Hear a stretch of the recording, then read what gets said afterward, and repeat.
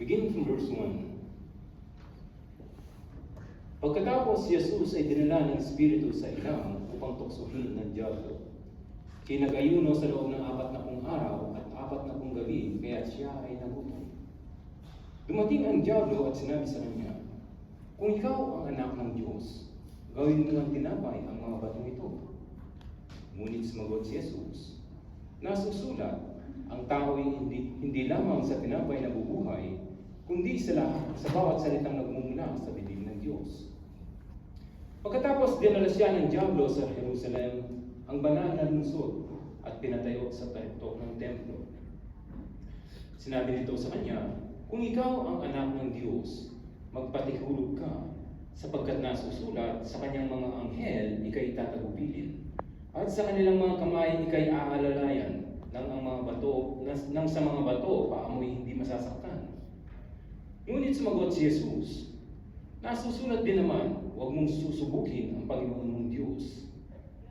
Pagkatapos, dinala naman siya ng Diablo sa isang napakataas na bundok at ipinakita sa kanya ang lahat ng kaharian sa daigdig at ang kapangyarihan ng mga ito. Sinabi ng Diablo sa kanya, "Ibibigay ko sa iyo ang lahat ng ito kung magpapatira pa ka at sasamba sa akin." Kaya't sumagot si Jesus, "Lumayas ka, Satanas, sapagkat nasusulat, ang Panginoon mong Diyos ang dapat mong sasambahin, at siya lamang ang dapat mong paglilingkuran." Pagkatapos iniwan na siya ng Diablo, dumating naman ang mga anghel at siya'y pinaglingkuran nila. Ang mabuting balita ng ating Panginoon. Pinupuri ka namin, Panginoong Yesus Kristo. Please be seated.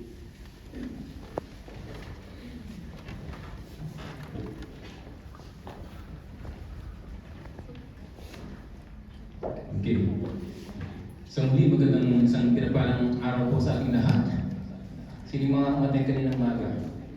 Bless na. Dahil nandiyan yung blessing ni Archbishop sa atin. So, napakaganda rin ng mensahe niya kaninang umaga. So, ngayong araw nito ay nasa unang linggo tayo ng Quaresma. Pagka dumarating yung panahon ng Quaresma, tayo ay ina-encourage na mag-fasting, mag-pray, no? Upang sa gayon ay manatili ang ating katatagan bilang mga Kristiyano at may prepare natin ang ating mga sarili sa pagdating ng panahon ng yung Easter, sa Easter Sunday. No? It is a preparation for the Easter Sunday, ang Lent, fasting sa sa panahon ng Lent. At hindi lang yun, magpa-fasting din tayo dahil kailangan natin ito sa ating buhay dahil napakalaga at napaka-importante ng fasting and prayer. Ang ating Panginoon Kristo ay nag-fasting siya at nag-pray for 40 days and 40 nights. Napakahalaga rin kung siya sa kanya ay ginawa niya yun. Kailangan gawin din natin. Hindi sinasabing 40 days and 40 nights tayo mag-fasting, ano? Pero, pag may time, mag-fasting tayo. No? Nakakatulong ito, hindi lamang sa ating pagbawas ng timbang, kundi yung spiritual life natin tumatatag, lumalakas tayo spiritually. At ang fasting and prayer ay isa sa mga sandata para mapagtagumpayan natin ang mga pagsubok dito sa buhay nito, lalo na yung mga panunugso ng Diablo na ginagawa niya sa atin. Nakala kayo doon? So sa hapon ito ay tatalakayin natin ang temptation na ginawa ng Diablo sa ating Panginoong Jesucristo at kung paano natin mapagtatagumpayan ang mga panunugso ng Diablo sa buhay natin bilang mga Kristiyano. Dahil tayong mga itinuring na mga anak ng Diyos, we need to be aware of the temptations na ginagawa ng Diablo sa atin. Yung mga taktika niya, yung mga pamamaraan niya, kung paano niya tayo tuksuhin so that we may not fall into temptation. Kaya kay God? Because every day we face temptation. Araw-araw ay nakaka-encounter tayo ng mga tukso sa ating buhay. Hindi lang natin ito namamalayan, but every day we face temptation in our lives. Yung mga maliit na bagay na nakikita natin, nagagawa natin, sa mga desisyon natin sa ating buhay, there is temptation. Sa paggawa ng desisyon, merong temptation yan na gumawa ka ng hindi tamang desisyon. Diba? Sa bahay pa na, minsan sa mga mag-asawa, pagka nagalit yung asawang babae, merong temptation sa kanya na hindi siya magluto, hindi niya pagluluto ang asawa nila. Diba? Natutukso siya magluto, ayaw ka mag-isa mo. Diba? Temptations. sa mga singles sa inyo, mga singles, no? There's a temptation na makapili ka ng isang lalaking hindi mo talaga mahal. Kaya mo lang siya pinili dahil cute, no? Guwapo, pero wala namang trabaho. No? Mas magandang piliin mo na yung hindi cute, hindi pogi, pero responsable at mayroong trabaho. Idol? Huwag kayong pagilin lang sa panglabas na anyo ng isang tao. Tingnan nyo yung kalooban. Para hindi kayo magkamali sa pagpili ng inyong boyfriend and girlfriend. Yan ay isang mga tukso na pinapakita ng Diablo na maging aware tayo. Maliit na bagay pero ang magiging resulta nito in the long run ay misery sa buhay natin. Di ba? Sa mga material na bagay. Mayroong bagong labas na telephone, kahit meron ka ng telephone pa, nagagamit pa, nakakapag-selfie ka pa, nakakapag-text ka pa, nakakapag-Facebook ka, pero dahil mayroong bagong labas, natetempt ka ngayon, natutuso ka ngayon, bumili ka. Bago. Bakit? No? Dahil gusto mo, dahil maganda. Di ba? Sa mga bag, mga shoulder bags. Ang dami-dami na ng mga shoulder bags na nasabi sa likod ng pintuan, nasa building. Kung pagsama-samahin mo, pwede mong gawing kurtina sa bintana. Tapos nakakita ng bagong bag, gusto bilhin. Bilhin pa rin. At kung walang pambili, uutang sa kumari. Yun. Lalapit sa kumari, pautang naman. Babayaran kita sa katapusan. Katapusan ng mundo. Katapusan ng panahon. Di ba? Kaya nagkakaroon ng problema, kung minsan hindi na makabayad, nagkakaroon ng anita. Ayaw, na sa mga lalaki, yung mga sapatos. Makikita mo dyan sa ilalim ng kama, ang daming sapatos. No? Sa kuluwag, sa etage, ang daming sapatos. Tapos nakita mo yung gustong sapatos na ang sarap pantakbo sa mga mananingil. No? Gusto mong bilhin, kahit napakarami yung sapatos, hindi mo naman kailangan. Gusto mong bilhin, natutukso ka. Di ba?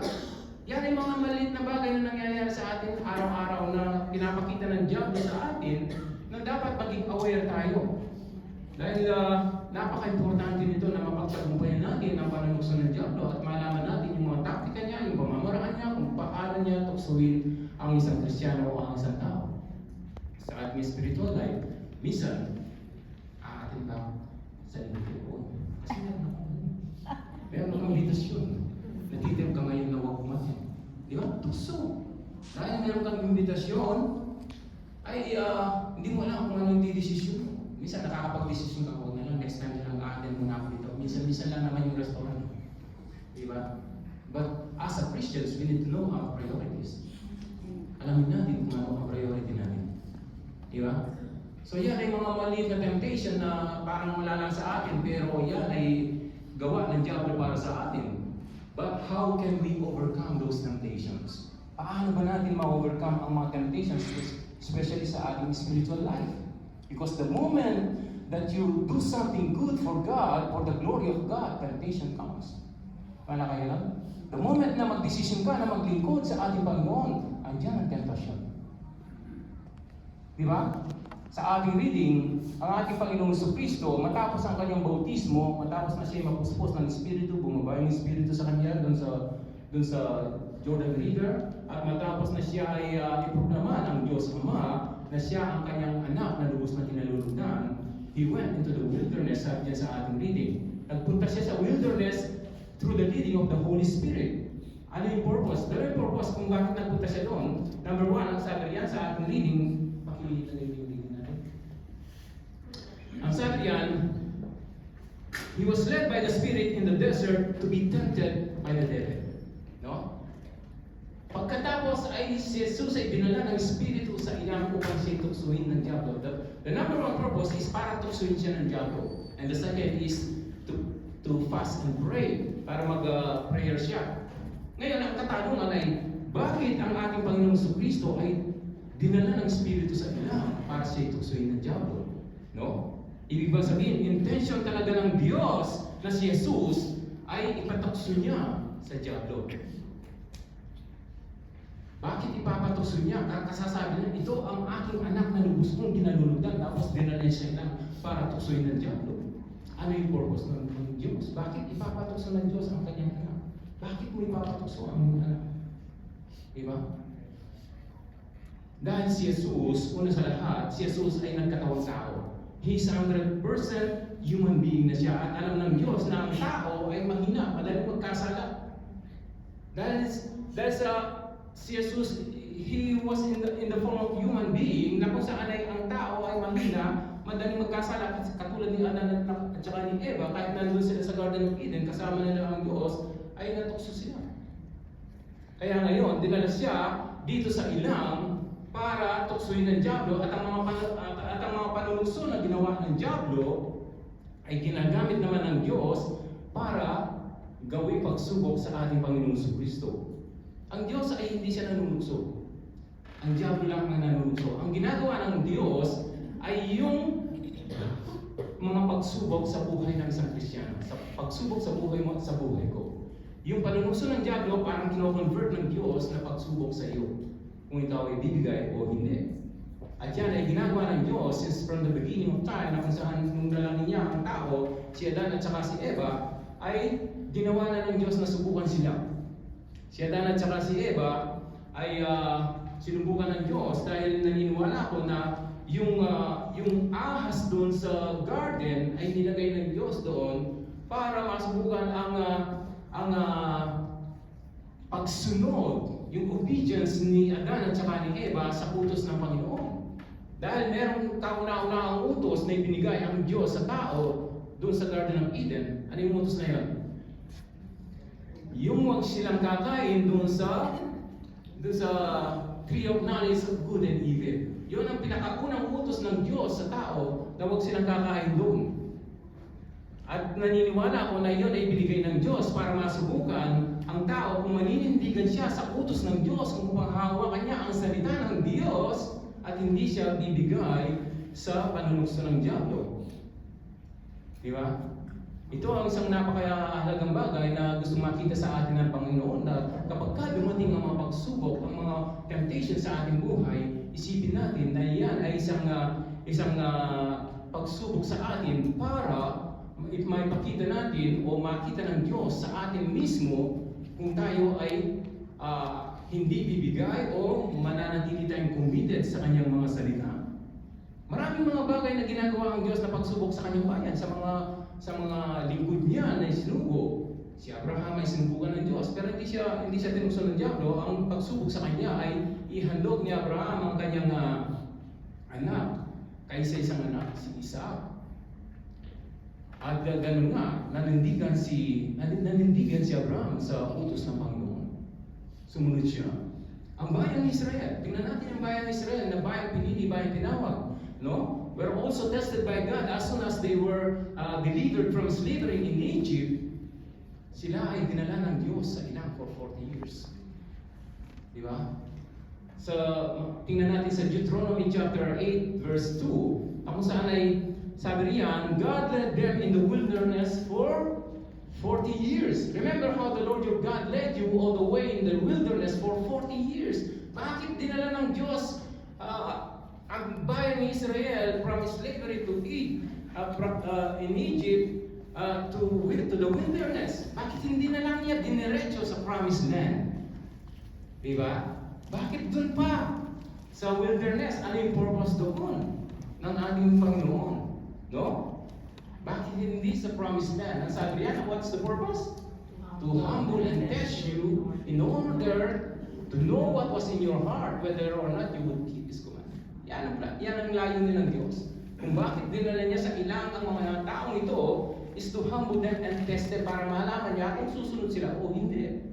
Hindi ibig sabihin na hindi alam ng Diyos ang laman ng ating puso, ang ating iniisip. Alam ng Diyos alam niya because God is all knowing. No?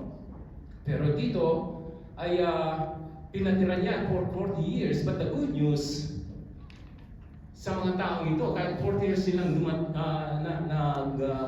nag-stay doon, the good news is there is still the promised land. Andun pa rin ang promised land. Hindi tinanggal sa kanila ng Diyos ang makapunta sila sa promised land. Kahit nag-disobey sila sa Kanya. Yan ang kabutihan ng Diyos sa atin. Though ikaw ay nakapag-disobey sa Kanya, hindi ka nakasunod sa Kanyang utos, hindi inaalis ng Panginoon ang blessing. Andyan pa rin lagi.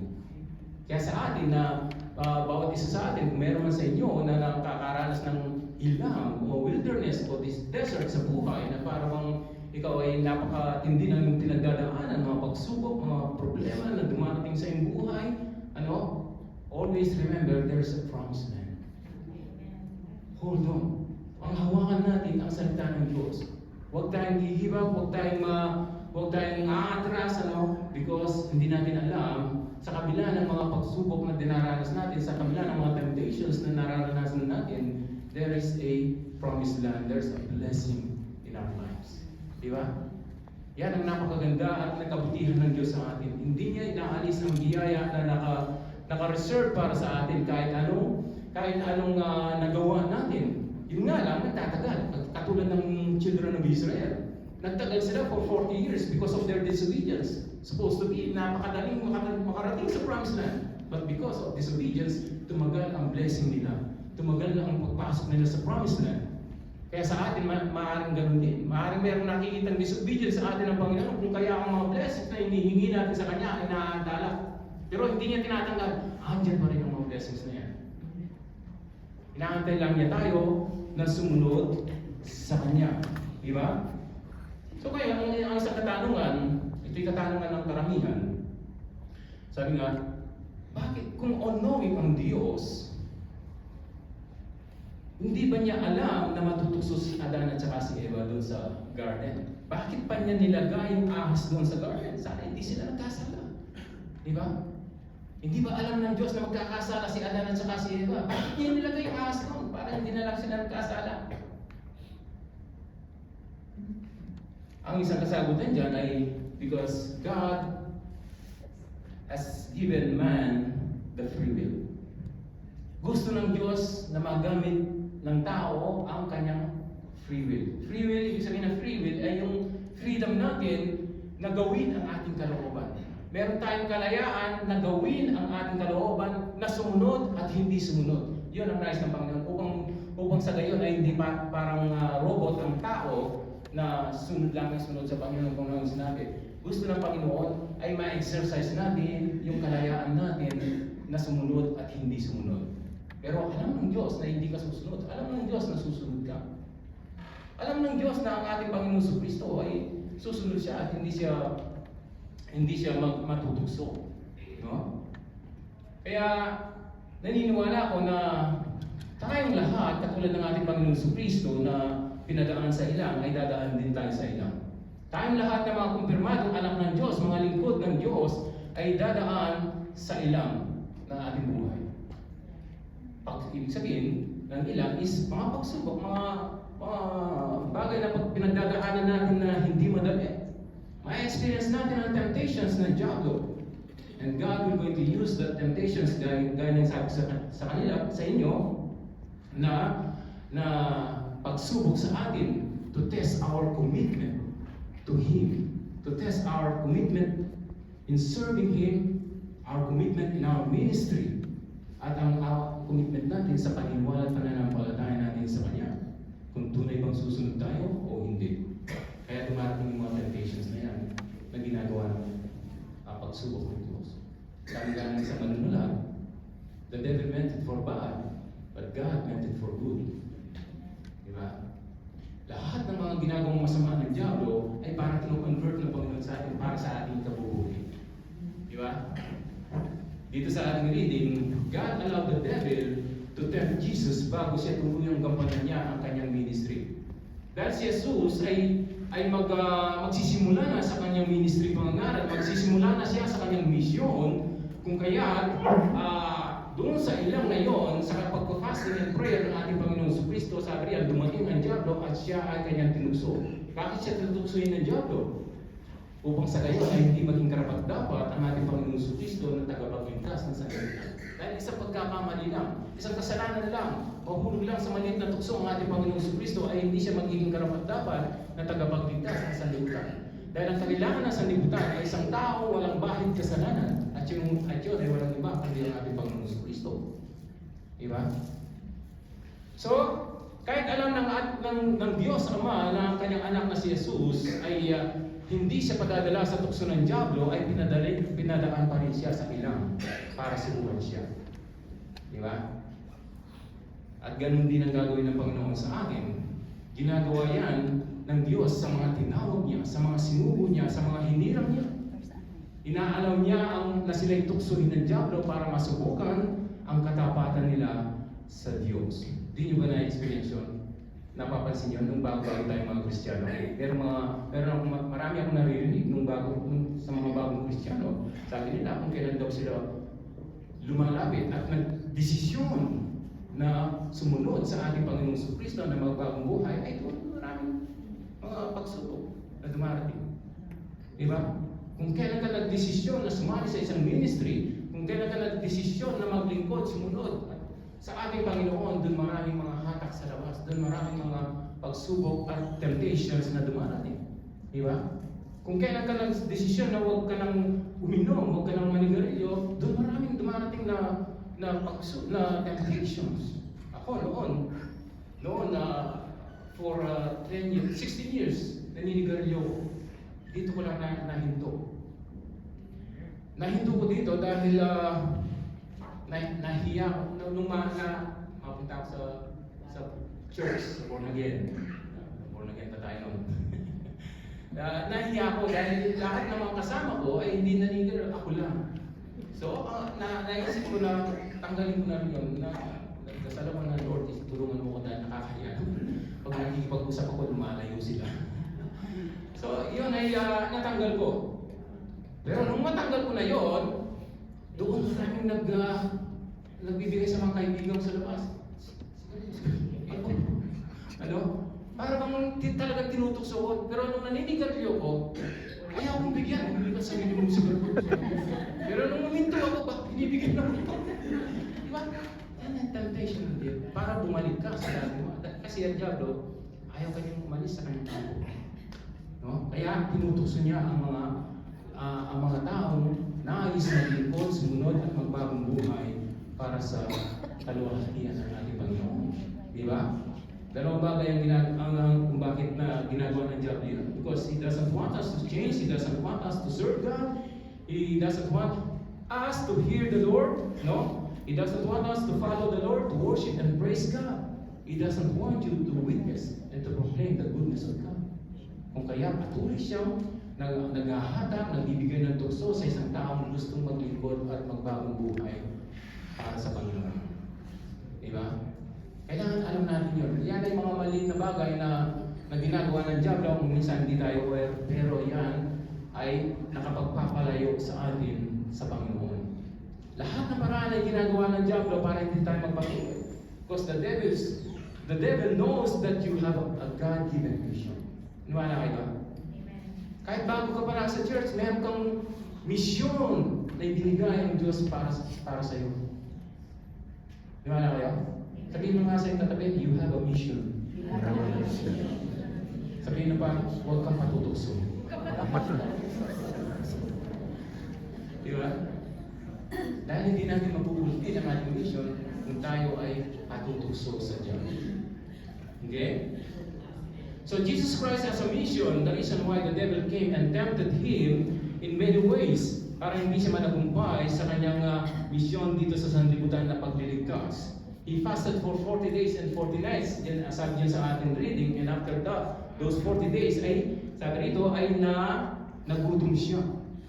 At nung nagutom siya, nakita na dumating ang diablo at nakita niya, nagutom ang ating Panginoong Jesucristo. Anong sabi ng temptation ng diablo?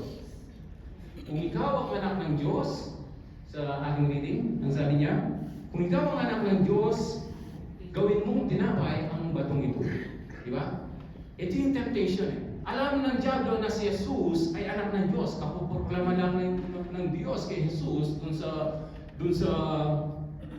Jordan River na siya ang kanyang anak. Alam niya na makapangyarihan si Jesus. Kaya sabi niya, gawin mong tinapay ito. Bakit? Dahil nakikita niya nagugutom si Jesus. Kung saan ang pangangailangan mo, doon ka titirahin ng diablo. Wala kayo doon? And this is the number one temptation the devil is using mula pa nung yung sa Garden of Eden, no? He did it to Christ, gagawin din niya yun sa atin. Marami siyang mga bagay na ipapakita sa atin, lalo na kapag ikaw ay nangangailangan. Meron kang mga pangangailangan sa buhay. Gaya halimbawa ng pera. Nangangailangan ka ng pera? Tutuksuin ka niya na kumapit sa patalim. Di ba? Para magkaroon ka ng pera. No? Trabaho, nangangailangan ka ng trabaho, tutuksuin ka niya. Bibigyan ka niya ng trabaho na hanggang linggo magtatrabaho ka. Mapapalayo ka naman sa Panginoon. Di ba? Pagkain. Mag-crave ka sa mga pagkain. Sex. No? Maraming mga tao ang nahuhulog sa temptation ng Diablo dahil sa mga pangangailangan nila sa kanilang buhay. Di ba? Dahil patuloy siyang maghahanap ng mga butas sa ating buhay. Sa buhay mo at sa buhay ko, hahanapan, titingnan niya yan. Hindi titigil yan hanggang hindi siya makakakita ng butas para makapasok siya sa atin para matukso niya tayo. Huwag tayong padadala, sabi nga sa banal na kasulatan, don't give way to the devil. Resist him and flee, and he will flee from you. Diba? Kailangan natin mag-resist sa diablo. Let us use the scriptures like Jesus did. Ito ang pananggalan natin. Ito ang pananggalan natin, panlaban natin sa diablo upang mapagtagumpayan natin ang mga tentasyon, ang mga panlusong ginagawa niya sa atin, ang mga scriptures. Dahil sabi niya sa ating reading, in every temptation ay mayroong corresponding scriptures na binabanggit at pinapahayag, pinupronounce sa ating Panginoong Jesucristo. At yun ang kanyang pinanlaban sa diablo. Let us use the scriptures because the scripture is our defense, is our weapon, is our shield in fighting the devil. Sabi sa aklat ng Roma chapter 1 verse 16, it says that the gospel, sa Romans chapter 1 verse 16, I am not ashamed of the gospel, sabi ni Apostol Pablo, because it is the power of God for the salvation of everyone who believes. Ano raw yung gospel? The gospel ay itong salita ng Diyos. No? The gospel is the power of God. So kung power of God, yung gospel, tangkilikin, tagayin natin ang gospel upang magamit natin to para hindi managumpay ang diablo sa ating buhay. Diba? We need to use the gospel. Jesus Christ used the scriptures to overcome the temptation of the devil. Ephesians 6 verse 17. Ang sabi niya, take the helmet of salvation and the sword of the Spirit, which is the word of God. Ano sabi niya? Take the helmet of salvation, the sword of the Spirit. Meron daw palang ano sa Tagalog ng sword? Kawak. Merong sword ang espiritu natin. Ang banal na espiritu na sumasa atin ay meron siyang sword. At ano yung sword na yun? Ang sabi? The Word of God. Ang salita ng Diyos. Ang salita ng Diyos ay yung tabak na gamit ng espiritu na nasa atin. Ang espiritu natin. Kaya kapag wala yung salita ng Diyos na tabak, na sword of the Spirit, paano makakalaban ang banal na espiritu sa mga kaaway natin, sa diablo? Hahanapin ng banal na espiritu na nasa atin yung kanyang sword. The sword of the Spirit ay yung salita ng Diyos. Kaya kapag wala sa atin ang salita ng Diyos, hindi natin taglay ang salita ng Diyos, walang gagamitin ng espiritu nasa atin, ang banal na espiritu para ipagtanggol tayo at gawin yung mga bagay na kailangan natin. Di ba? Kaya napakahalaga. Dito natin nakikita ang kahalagaan ng salita ng Diyos. Ito ang ating pananggalang, ito ang ating kalasag, ito ang ating sandata para managumpay tayo sa ating buhay dito sa sanlibutan ito. Di ba? We need to take the Word of God. Kaya maraming mga Kristiyano ang hindi nananagumpay sa temptations. It's because we do not take the Word. Hindi natin tinataglay ang salita ng Diyos, at kung taglay man natin, hindi natin ginagamit. Kaya kayo doon?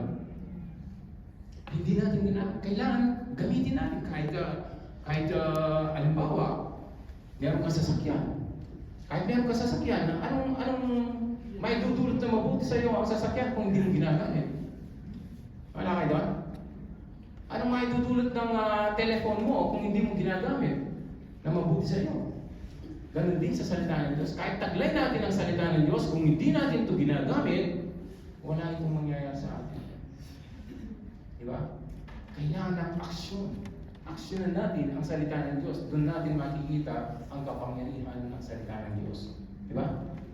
Kung paano natin gamitin ang sword, practice, pronounce it, proclaim it. Katulad ng ginawa ng ating Panginoon Kristo, pinronounce niya. Hindi sa isip lang ang paggamit niya ng eskritura o ng salita ng Diyos. Hindi i-pronounce niya. Because in pronouncing the word of God, there is power. There is power in pronouncing the word of God. Wala kayo doon? Sabi nga, the gospel is the power of God. When the gospel is preached, when the gospel is proclaimed, there is power. Wow. Kapag kayo pinapahayag ang salita ng Diyos, there is power na ipinaparating ang Diyos sa mga nakikinig dito. Kaya kayo ay kung tanggap mo ang salita ng Diyos, makaka-receive ka ng kapangyarihan ng Diyos. Because the gospel is the power of God. We need to accept the gospel and proclaim it. No? So yun ang ginawa ng ating Panginoon Kristo. Ang sabi niya rito, nung ipahayag niya, man does not live on bread alone, but on every word that comes from the mouth of God.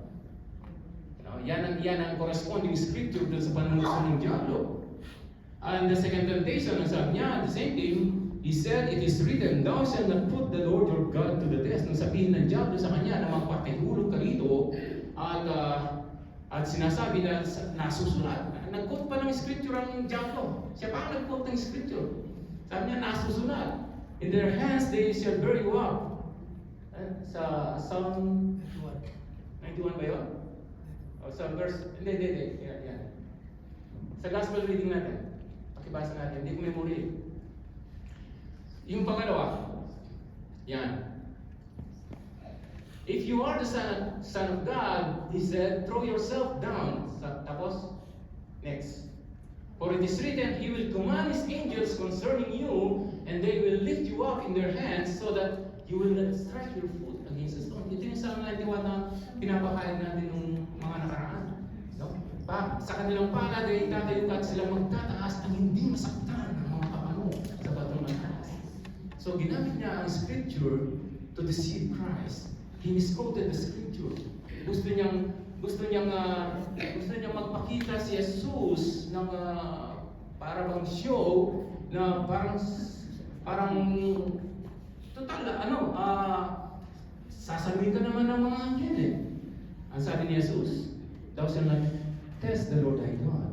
Ibig sabihin, pagka ginagamit natin ang scripture out of context, we are testing God. Halimbawa, pagka alam mo na wala kang legal papers, tapos sumama ka sa mga patrip, nagpunta ng ibang lugar dito sa iyo, at sinasabi mo, ang bait naman ng Diyos, o protection na yan. Kahit anong dasal na gagawin mo, kung nilabag mo,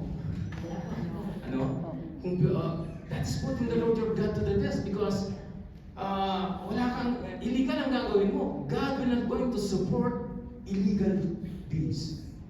Hindi niya susuportahan ang mali. Wala kayo doon? Hindi niya susuportahan yun. At pagka sino ba yung nahuli?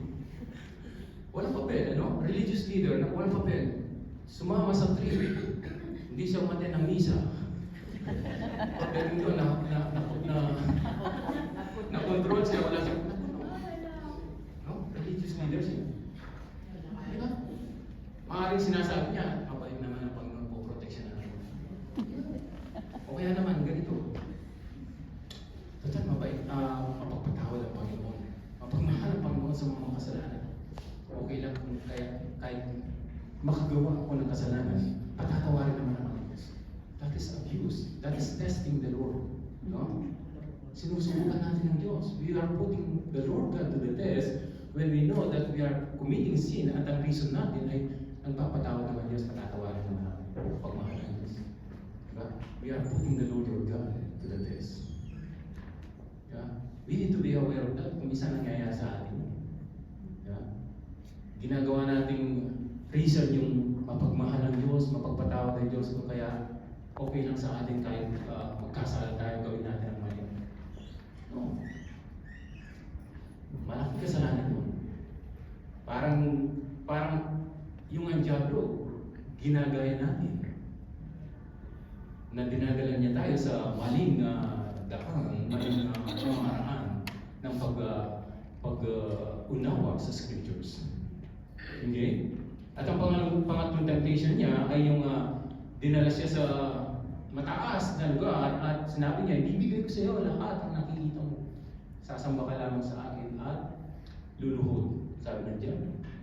Anong sabi ng Panginoon? Worship the Lord your God and serve Him only. Because the devil can give, sabi ko nga sa inyo nung mga nakaraan, the devil can give blessing also. At paano mo madidistinguish yung blessing ng Diyos at yung blessing na ibibigay ng diablo? Isang bagay, kapag ka ang blessing na tinanggap mo ay napapalayo ka sa Diyos, it's not from God. Dahil ang Diyos ay magbibigay siya ng blessing sa atin para lalo kang maglingkod sa Kanya, lalo kang lumapit sa Kanya, lalo mo siyang purihin at sambahin. Pero kapag ka ang blessing ay lalayo ka niya sa Diyos at hindi ka na maglilingkod sa Kanya, iiwanan mo ang ministry, that's not from God. We need to be aware yung mga tactics ng diablo. Akala natin napakaganda. Laki ng sweldo. Ang laki ng offer sa akin. Pero, napalayo ka naman sa Diyos. Diba? Ang sabi ng Panginoon sa temptation ng diablo, worship the Lord your God and serve Him only. Okay? So every temptation, there's a corresponding scriptures Jesus has pronounced. Kaya siya na nagkumpay sa panunusan ng diablo at ganoon din sa atin. Binigyan tayo ng halimbawa ng ating Panginoon Kristo kung paano tayo managumpay sa mga tuksong dumarating sa ating buhay. Napakahalaga niyan. Ang salita ng Diyos, it helps us to overcome temptations at para maging matagumpay tayo sa buhay na ito. Pangalawa, kung bakit maraming mga tao, mga Kristiyano, lalo-lalo, mga preachers, pastors, priests, and bishops, and other religious leaders na huhulog sila sa temptations. It is not because they do not have the sword. Taglay nila ang sword. Kaya sabi sa inyo, kahit taglay mo yung sword, pero kung hindi mo ginagamit, walang may dudulot na mabuti sa ito. Maraming mga religious leaders, pastors and preachers na nahuhulog sa temptation. Bakit? Because they allow the devil to tempt them. Kahit taglay nila yung sword, sinet aside nila yung sword. Hindi nila ginamit yung sword, inalaw nila yung diablo na tuksuhin sila. Bakit nila inalaw yung diablo para tuksuhin sila? Because the devil, or because the temptation is, napakaganda ng temptation. Because they like the temptation. They like the temptation. Kahit taglay. Ano sila? Halimbawa, ako, preacher ako. Taglay ko ang salita ng Diyos. Marami akong alam sa salita ng Diyos. Pero nung dumating ang temptation, at nakita ko, maganda. Minsan, sineset aside mo yung salita ng Diyos para matempt ka. Ikaw na mismo ang nag-decide. You gave the devil a way to tempt you. Lalo na sa opposite sex. Diba? Ang ganda niya. Sex mo. Diba?